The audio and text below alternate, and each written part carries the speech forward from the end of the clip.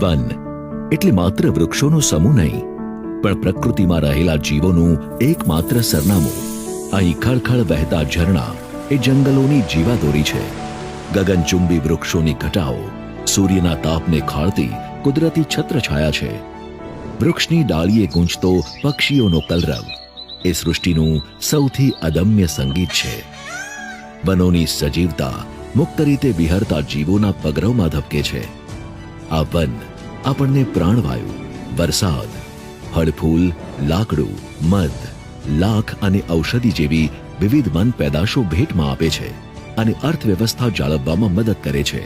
જો વન સુરક્ષિત હશે તો જ પશુ, પંખી અને માનવજાતનું ભવિષ્ય સુરક્ષિત રહેશે. આવો આ આંતરરાષ્ટ્રીય વન દિવસ પર જંગલના આ અણમોલ વારસાને જાળવવાનું વચન લઈએ. વન અને પર્યાવરણ વિભાગ, ગુજરાત સરકાર દ્વારા જનહિતમાં જારી.